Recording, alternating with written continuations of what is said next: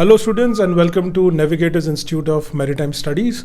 आज के हमारे ये वीडियो में हम लोग डिस्कस करने वाले हैं IMU CET के बारे में, और हमारे साथ है शुभम बैरागी, जिन्होंने ये साल IMU CET क्लियर किया और साथ में उन्होंने एंग्लो ईस्टर्न का रिटन एग्जाम भी क्लियर किया था। तो उसके बारे में हम उनके साथ डिस्कशन करेंगे।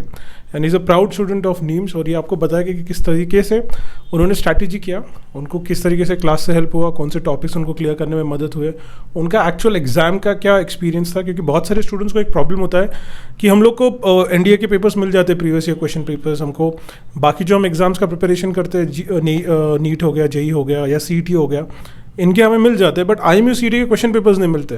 तो फिर ये चैलेंजिंग सिचुएशन में किस तरीके से आपको प्रिपरेशन करनी चाहिए, कौन से टॉपिक्स पे आपको ध्यान देना चाहिए, क्या CET जो महाराष्ट्र CET है, आपके जो हर स्टेट का जो अपना एक एजुकेशनल CET होता है, उस लेवल के एग्जाम सफिशिएंट है, क्या हमें NCERT ज़्यादा फोकस करना चाहिए, या मार्केट में बहुत सारे ऐसे बुक्स हैं स्टूडेंट्स की, वो बुक से हमने पढ़ाई करनी चाहिए, what is the best strategy. So Shubham ने क्या किया था, ये हम उसके साथ शेयर करेंगे, वो अपने साथ शेयर करेगा और बताएगा कि किस तरीके से पढ़ाई करनी चाहिए। तो first of all Shubham, congratulations कि आपने IMU CET क्लियर किया, और साथ ही में अभी आपका कॉलेज का सिलेक्शन प्रोसेस चल रहा होगा।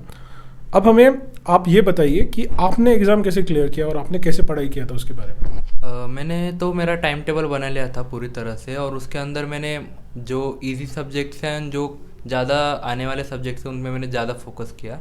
जैसे इंग्लिश एंड रीजनिंग हो गया, उनके ऊपर मेरा ज़्यादा फोकस था, और इंग्लिश मेरा पहले से ही स्ट्रॉन्ग था, इंग्लिश एंड मैथ्स, तो इसलिए मुझे एग्ज़ाम में ज़्यादा डिफ़िकल्टी गई नहीं। एंड अदर सब्जेक्ट्स में भी मैंने अच्छा स्कोर किया, जिसकी वजह से मेरा सिलेक्शन हो गया और मेरा क्लियर हो गया। Okay, that's really good. ठीक है, तो आपने अब बात करेंगे थोड़ा मैथ्स के बारे में। ठीक है, मैथ्स के बारे में आपने कहाँ से पढ़ाई किया, मैथ्स रिगार्डिंग जो टॉपिक्स थे उनका आपने पढ़ाई कैसे किया, कौन से बुक्स आपने रेफ़र किए, ये एक जनरल आइडिया आप बता सकते हो तो। मैंने मोस्टली NCERT से ही स्टडी किया था, और क्लास के जो वीडियोस थे उसके अंदर से भी बहुत हेल्प हुआ था। अदर देन दैट मैंने यूट्यूब के ऊपर से बहुत सारा स्टडी किया था ऑल ओवर 12th, एंड उसी से मुझे बहुत ज़्यादा हेल्प हुई थी।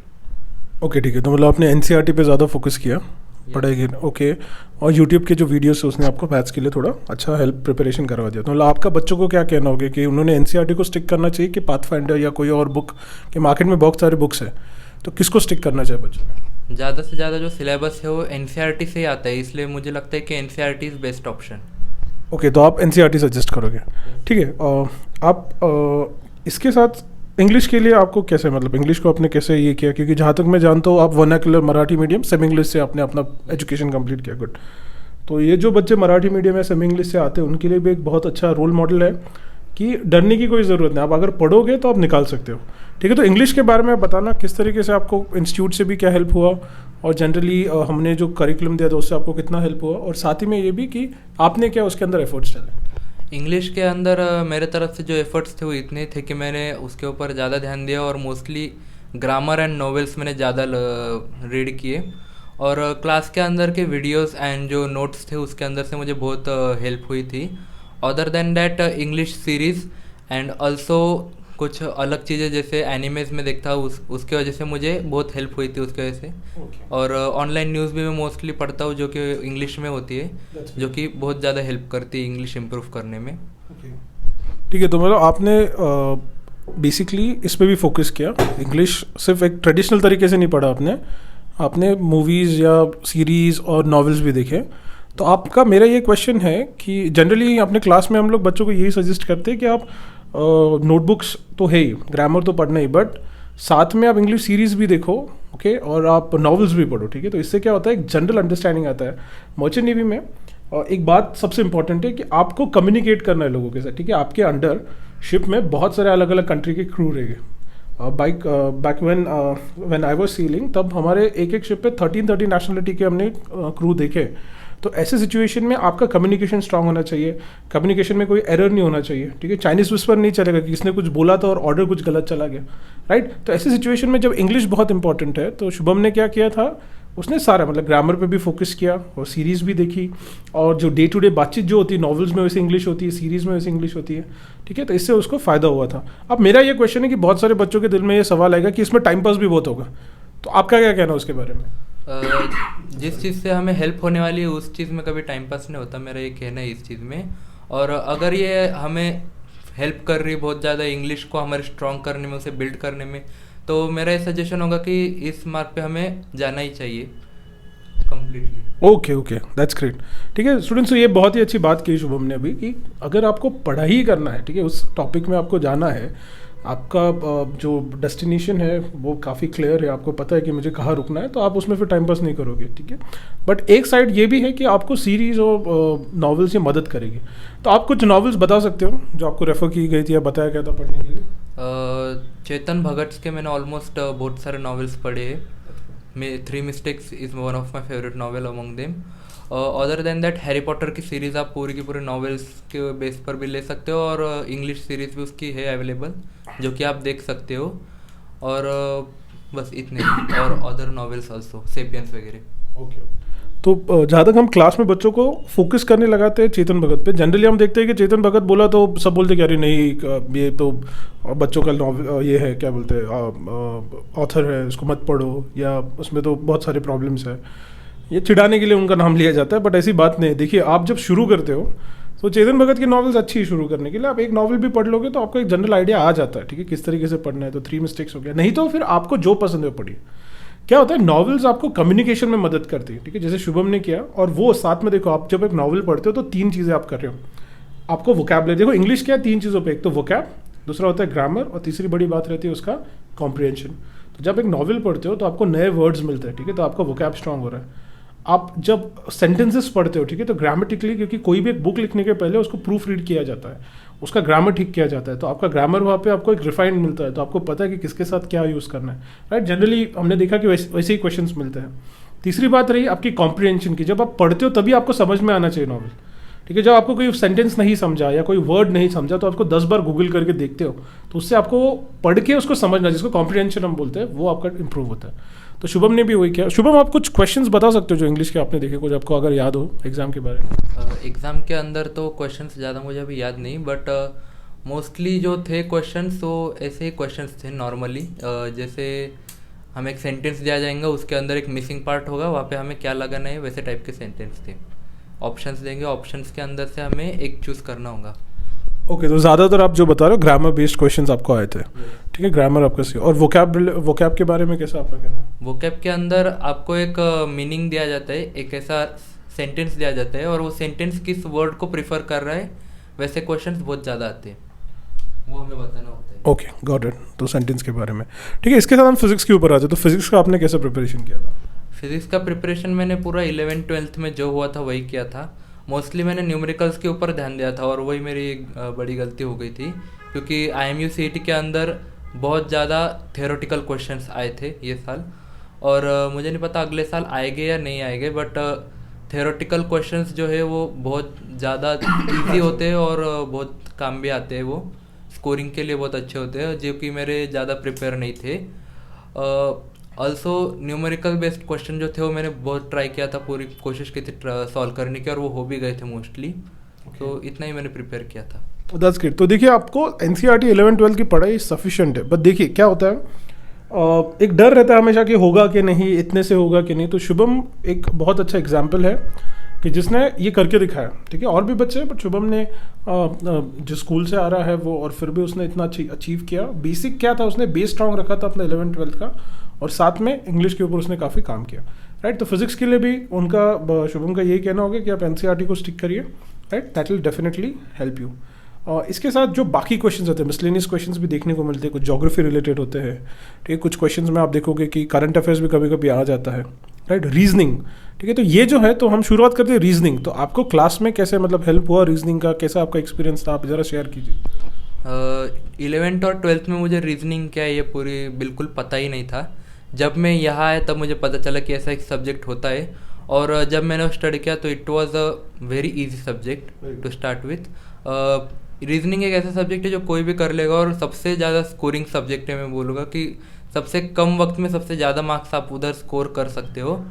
और रीजनिंग के लिए आपको प्रैक्टिस ज़्यादा लगती है, मोस्टली प्रैक्टिस इज़ मस्ट। सब सब्जेक्ट में प्रैक्टिस तो सबसे ज़्यादा लगती है, बट रीजनिंग में जितना ज़्यादा आप प्रैक्टिस करोगे उतने ईजी आप क्वेश्चंस कर सकते हो और उतने जल्दी कर सकते हो। और ज्योग्राफी के रिगार्डिंग आपका क्या कहना था? एक जनरल आइडिया आपको क्या लगता है कि ज्योग्राफी कितना डिफिकल्ट है, किया तो समझ में आएगा क्या बच्चों को? क्योंकि ज़्यादातर बच्चे 11-12 से आते हैं, तो ऐसे सिचुएशन में उन्हें ज्योग्राफी क्या है वो पता नहीं है, ठीक है, क्योंकि 10th में पढ़ा था। बट अभी आपको कैसा लगा रिवर्स सिस्टम और ये सारी चीज़ें? ज्योग्राफी जो था एक बहुत ही आसान और बहुत ही अच्छा सब्जेक्ट था। उसके अंदर जो ऑल द थिंग्स थे वो बहुत ही अच्छे से बताई गई थे सर के द्वारा मुझे। और जो था, अगर आप वर्ल्ड ज्योग्राफी लोगे उसके अंदर, तो वर्ल्ड ज्योग्राफी के अंदर जो है आपको अच्छे से समझेगा और इजी जाएगा। अगर आप लोग ज़्यादा कॉम्प्लिकेटेड नहीं जाना चाहते, जैसे एंग्लो के इसमें ज़्यादा कॉम्प्लिकेटेड नहीं था, उसके अंदर ऊपर ऊपर ही वर्ल्ड ज्योग्राफी के क्वेश्चंस थे जो कि बहुत इजी रहते हैं, और अदर क्वेश्चंस भी ज्योग्राफी के इजी होते हैं। ये एक अच्छा आपका एक्सपीरियंस था। और साथ में अभी एंग्लो की बात निकली तो आपने एंग्लो का रिटन एग्जाम भी क्लियर किया था, और इंटरव्यू में शायद थोड़ा आपका स्कोर कम आने की वजह से सिलेक्शन रह गया वहाँ पे। बट इवेंचुअली ऐसा नहीं होता कि एक ही company, there are other companies also, और हमेशा आपको एक नया रास्ता मिलता ही है। तो एंग्लो का आपका रिटन का कैसा एक्सपीरियंस था? रिटर्न का एक्सपीरियंस जो था वो बहुत ही टफ था, क्योंकि मैंने जब देखा वहाँ पे बहुत सारे बच्चे थे और मुझे पता चला कि इधर ही नहीं है, बाकी की जगह भी हो रही है और उधर भी बहुत सारे बच्चे हैं। तो एक ऐसा था मन में कि इतने सारे बच्चे, इनमें से मैं सिलेक्ट होगा नहीं होगा, ऐसा एक डर था अंदर। पर मुझे मेरे प्रिपरेशन के ऊपर पूरी तरह से विश्वास था, मैंने पूरा ट्राई किया मेरे तरफ से, एंड रिजल्ट में मैं आ गया, सिलेक्ट हो ही गया, मैं रिटर्न में क्लियर हो ही गया। अच्छी बात है।